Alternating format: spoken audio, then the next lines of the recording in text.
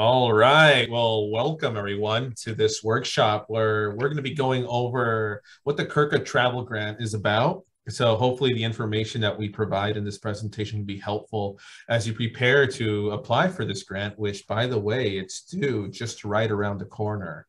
So keep an eye out for the deadline.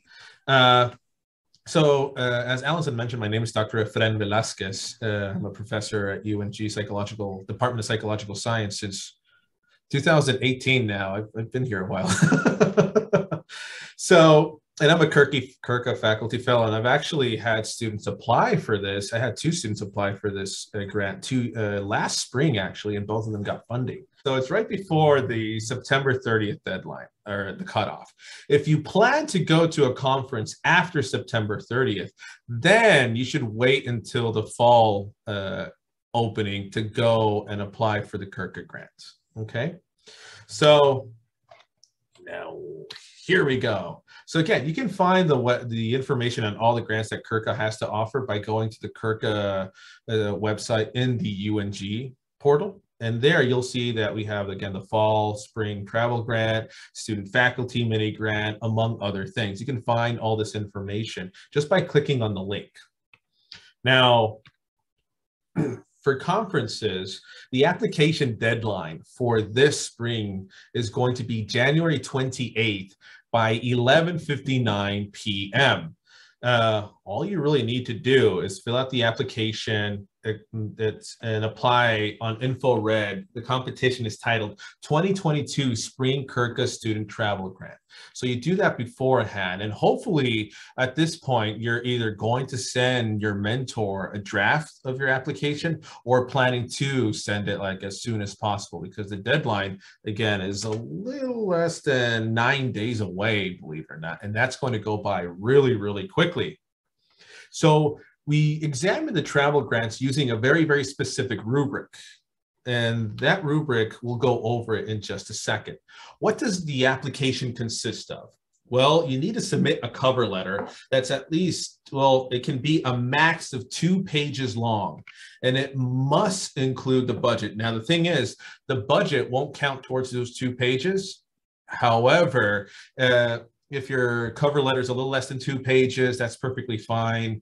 Again, when I had my students submit their cover letters, it was about 1.5 pages, and then we added the budget right below it. So you don't have to hit the 2 pages as long as it's very comprehensive, and as long as you hit all of the critical points where the committee is going to review and then score them. So what are some of these critical points? Well, first of all, it has to be vital information you need to tell us is, what is the conference going to be about? Is it going to be local, regional? Is it going to be national? Is it going to be just specific for undergraduates, or is it going to include undergraduate and professionals? That's going to make a lot of difference when it comes to scoring the actual application.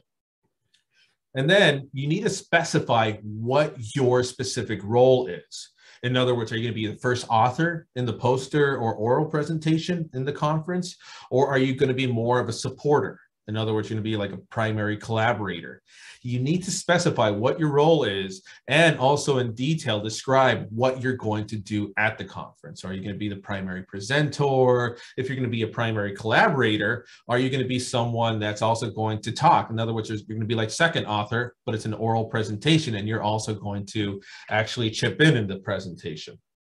Now, it also specifies the poster presentation, oral presentation, and how your mentor is involved in that conference. Is your mentor going to accompany you? Is your mentor just going to look over your application and help you with the poster, your oral presentation, but not attending the conference? So you need to specify what role your mentor is going to be playing during that conference presentation that you're going to or will be applying for. Now, we focus a lot on how the conference is going to benefit you. So you need to also describe how the conference is really going to help you from a professional standpoint, from a career standpoint. In other words, are you planning to go to graduate school? If you're planning to go to graduate school, is the conference going to help you to get into graduate school? Because it's going to make it look good on your curriculum vitae. Right? So how is the conference or how is going to the conference going to be beneficial to you in the short term and in the long term? So that's going to be a big chunk as well. And then finally, and really important, is the budget. The budget is going to tell us how much money you require. Now, again, the grants are up to $500. That doesn't mean if you in your budget, you budget $500, that doesn't mean you're going to get all $500. It's going to be depending on how many applications we get. It's going to depend on really your necessity. So we're going to look into various factors to determine how much money you're going to get. But you can apply at least to up to $500. But you need to specify in the budget why you need those $500. And again, the rubric is going to really help you, guide you when it comes to writing out your proposal. Now, if there's two students that are applying to the same conference and maybe doing the same poster session, both the students need to submit an individual application. In other words, for example, Aaron, if you're having someone help you present and that person also wants to go to the conference, you need to submit an application and your friend needs to submit an application. And then we will individually examine both the cover letters and the budget to determine if either you or both you and your friend might be receiving funding. Okay, so it all comes down, if there's equal collaboration, again, you need to specify why is it, be as detailed as possible as to your roles in that presentation or in that conference that you're attending. So I think we have a few questions. Oh, okay, so Allison's going to answer some of those questions, right, Allison, as we go through? Yes, I can answer it in the chat and everything else. Wonderful. And if you do, everyone who's attending, if you do happen to have questions, feel free to type them in. If Allison isn't able to answer it, maybe we'll answer it at the end of the presentation. So, but feel free to type any questions you may have. So, besides submitting the cover letter in your budget, you need to submit the actual original abstract that you submitted for the conference. If it's something that's creative, you need to submit a letter that the submission and review process, what to submit in the submission and review process is in lieu of the abstract. And also you need to provide with the committee the actual thing that you're submitting to that conference. So if it's like an audio tape, you need to provide the committee and the actual audio tape so we can examine it. So this isn't just specifically for people that are going to like social science conferences. Again, it can be a conference that's benefiting you in some shape or form in your career goals. So if you're like an art major and there's like an art exhibit conference of sorts, again, you need to submit the adequate documents for us to review. And there's a possibility that we might be able to cover some of like the fees, depending on how much you ask. Now, if you submit it and you've actually gotten already accepted to that conference, you need to submit the proof of acceptance. If you haven't, then you need to submit a statement in your cover letter of approximately when you're going to hear back from the conference. A big one that a lot of students tend to go to is a National Undergraduate Research Conference, the NCUR. Usually the applications are due in December, November, and a lot of students hear back early January. So hopefully, or if not, I think last semester it was even a little bit later. So as long as you tell us like, hey, we're going to hear back maybe by February 1st, then that's perfectly fine. But you need to tell us, if you haven't been accepted already, when you'll be accepted or when they'll notify you. And also very important that you submit a student travel authorization form. There's specific sections that you have to fill out, and we'll go over that in just a bit. But if you're in the Gainesville campus, you need to submit it to the administration building, room 111. If you're in Dahlonega, you need to go to Price, room 102 in, again, Dahlonega campus.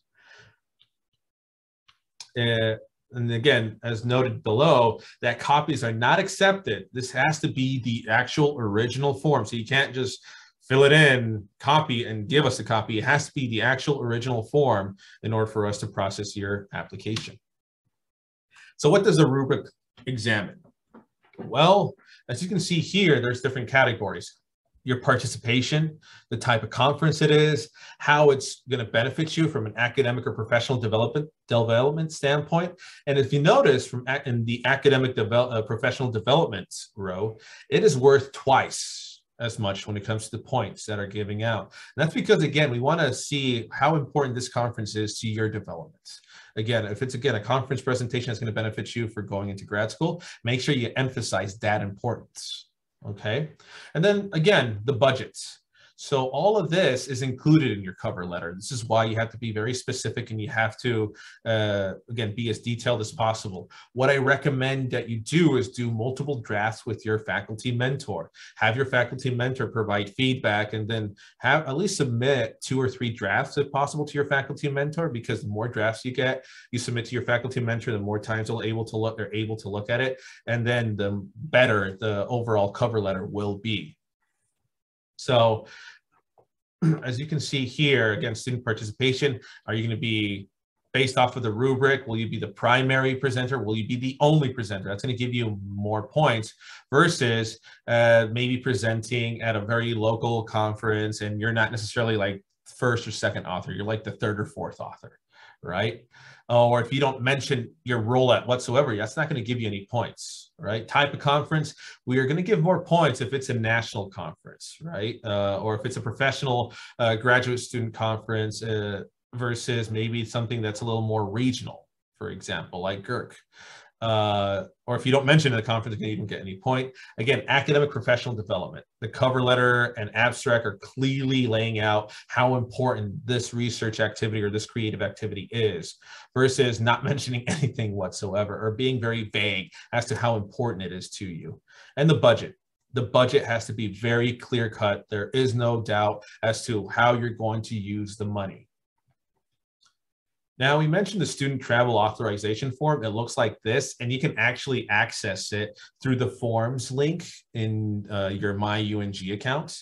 So if you go to MyUNG, there's like a little forms button, click on that, and then type in or do a search for the travel authorization form, and you're able to access it. Here's the thing, you don't have to fill it all out. You only have to fill out the sections that are highlighted. So your name, ID, you need to make sure you have the appropriate signatures. When it comes to the account name and the account number, don't worry about that. CURCA is going to fill that in if your abstract's going to get funding. Okay, so that's something that CURCA will fill in at a later date if your abstract is approved. Now, don't underestimate the cost. So in other words, if it goes over 500, that is perfectly fine. If it goes over 500, again, it doesn't mean you're going to get more than $500. You can get up to 500, but even then, it doesn't guarantee getting $500. The CURCA office needs to submit this form by 3 p.m. on January 28th. In other words, this form needs to be turned into the specific offices, the Dahlonega Price, Gainesville Admin, before 3 p.m. That's when the offices close on a Friday afternoon. Okay. Must include an explanation. So you see this section right here. So how is the presentation going to benefit UNG? Some of the more common responses I've seen students do is, hey, it's going to benefit UNG because we're representing the university in a professional setting, and the research that that we've conducted at UNG, we're presenting it at a national conference. Okay, so it needs to be solid. So put a little bit of effort into why, again, what's the purpose behind how you going to this conference also going to benefit the university. Okay. And if you have multiple funding sources, again, if you're receiving funding from another department or multiple departments, then a representative from each department will have to sign this form as well as yourself before it's given to the office. So if you're getting funding from the department, you need to make sure that the department chair or someone within the department that has authority signs this form as well. So the budget, again, it's a big part of the rubric. It doesn't have to be something that's like, you create a table. You can always create a table if you want, but it can just be explanations as to, and then under the budget section, you just break it down into sections. So for example, describe what the registration fee is. In every conference, there's a registration fee. If you're going to travel, how much is the airfare, and in other words, you can put that in transportation, how much the plane ticket costs, and how much is staying at the hotel going to cost. Are you going to share a room with others? In fact, we would encourage you to share a room with others. If like 2 or 3 or 4 of you are going to a conference, it's going to save money that way. And then meals. You need to specify how much money you need for food, and that's through the a per diem website. So there's a difference between a national conference and a local in-state conference. And we'll go over that in just a bit, but you need to specify how much money you're going to need for meals. If it's a 3-day conference, then you're going to need, money to eat food that day, right? Now, important to note, if you're going to rent an Airbnb, we cannot reimburse it through UNG. So again, ideally, you want to stay also at the hotel, so that way you can also network within the conference. So again, meals, difference between in-state and out-of-state. In-state, it's really straightforward, depends, unless you're going to a conference in Chatham, Cobb, DeKalb, Fulton, Glen, or Richmond, you're going to use the good old in-state per diem for Georgia, right? Regular. So daily rates, $28, which includes breakfast, lunch, and dinner. If you're going to one of these more fancier places, what I like to call more high cost, then you're going to get just a little bit more money for the per diem. And again, that's in-state. Out-of-state, you have to do a little bit of digging around. And again, there's a website, the per diem website, which you can access through this PowerPoint presentation. I think, Allison, there's a link. Is there a link in CURCA, the CURCA website? Not right now, but if anyone wants to email curca@ung.edu, we can send them the PowerPoint slides. And also, we're probably going to upload the recording to our YouTube. We can share that as well. Perfect. That'd be great. And then you're going to have to do a little bit of digging around to find the state and the city that you're going to, if it's an out-of-state conference, right? So how to calculate how much money you're going to need? First of all, you're going to have a first and last day of travel if it's out-of-state, right? That's going to be $48 if it's going to St. Louis in this case. And then, as you can see here, how we get the $64 is they add all this up. But the thing is, you're not going to get $64. You're going to have to exclude incidental expenses. So as you can see here, which is clearly written in the PowerPoint slides, to calculate the per diem, you have to take the total, $64, and subtract the incidental expense. So 64 minus 5 is going to be $59. So that's how much money you're going to get per day that you're there. That doesn't involve the days that you travel, if that makes any sense. If you have any questions, please let us know, because I know it can be a little bit tricky to understand it the first time you're playing around with this. But again, it just involves a little bit of math, just a little. So just keep in mind, okay, first and last days are a separate cost versus how much you're going to get on average per day that you're there. So after winning the grants, you must meet with Miss Allison Grundle over in the CURCA office to get further preparation and further guidance as to what you need to do before you go. Okay, so, and Allison is right there as well, and she introduced us before we started the presentation. Hey, Allison. So you're gonna have to meet with Allison before you get to travel and you get to go do cool stuff over at the conference. All right. Here's the thing: when you travel and when you go to the conference, save every single receipts. Every single receipt is key. Even if you're going to park, if you're using an Uber, make sure you save every single little piece of paper, your meals, your travel documentation, everything. I would create a little portfolio, and then once you have that portfolio, I would then give it to the CURCA office, because you need to make sure you have everything documented when you go to a conference, because that's what we're going to use, right? We're going to give you money, and then you need to justify it. Like, did you actually need all that money? Okay. So when it comes to flights and hotels, there must be a zero balance showing when you actually pay for it. And it must be your name on the bill, okay? So if for some reason they don't give you a bill, you can always contact the hotel to give you a folio. It gives a breakdown of how much money it costs to stay in the hotel. But please, before you leave the hotel, if you stay at a hotel, get a receipt of how much the hotel cost and everything is, okay? And again, we really highly encourage you to share, Like if you're going to carpool, that's a local conference, let's say at Athens. If you're going to carpool, share, make sure you get together with someone else that's going to the conference and save some money on gas. Or if you're going to stay at a hotel here, I don't know, in Kennesaw, then try and see if you can get someone else that's going to go with you to that same conference. And you're going to save some money. And when you go to conferencing, a lot of it's a collaboration within people in the university. And then you're also going to be collaborating with people outside of the university in some cases.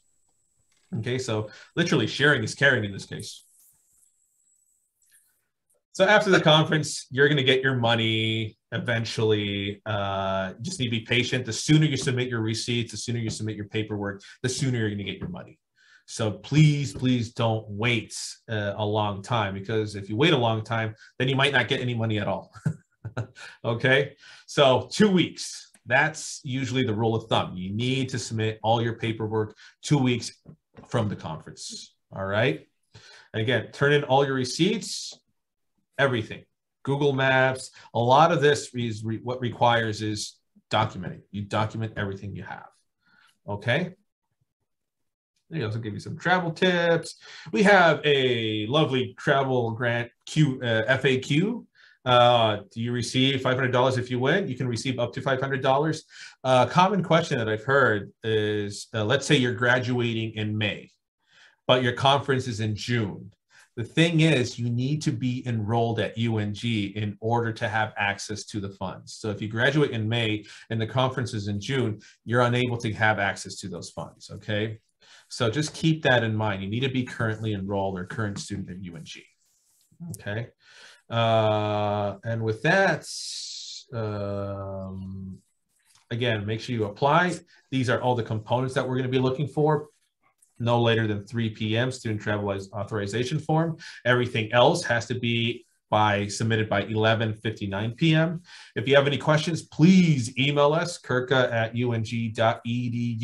Any questions?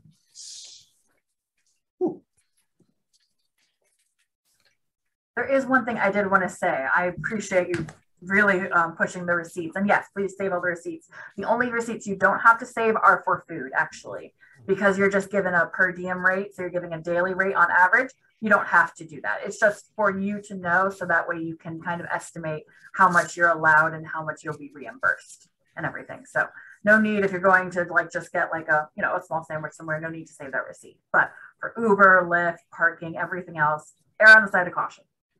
That's what I would say. Chick-fil-A is expensive, so be careful there. It does. So does anyone have a question? No? One thing I did want to bring up that a member did ask, a student did ask, is if the CURCA Travel Grant does cover registration fees, and you saw on the slides it does, and everything. The only thing we don't cover is personal membership. So sometimes with some conferences, they have a bundled deal where you can get a personal membership and a lower registration rate. That's great, but we cannot reimburse the personal membership portion. So when you're looking at the conference and you're signing up and registering, just keep that in mind, that we're not able to cover personal memberships. Aaron has asked a really good question. If we are getting gas, can we take a picture of the pump? I think with gas, it's associated with mileage. I would still, you can take a picture of the pump if you want to, but I think it's calculated with Google Maps. So if you're actually driving to the conference, for instance, what you'll do is you'll have your starting point and then your end point, and through Google Maps to show the mileage, and then it's calculated at like a 15-cent per mile or a 5-cent per mile rate, depending and everything. So I don't think you necessarily have to keep that. And you can also always use your credit card statement, worst case scenario, as well. And like Dr. Velasquez said, it kind of seems like a lot at first, but once you get in the swing of things, you actually do it. It can be broken down really easily. And you can also always email us if you have a question or if you run into a stumbling block. There's plenty of time. I check the emails all the time and everything inside working hours. So between 8 and 5:30, you can always email, and I'm pretty good at getting back. Well, if there's no other questions, I want to thank everyone for joining. I appreciate that. And if you want the slides, just email curca@ung.edu and we'll send you a copy of the slides you can refer to. All right. Okay, thank you. Have a good one, everyone. Bye-bye.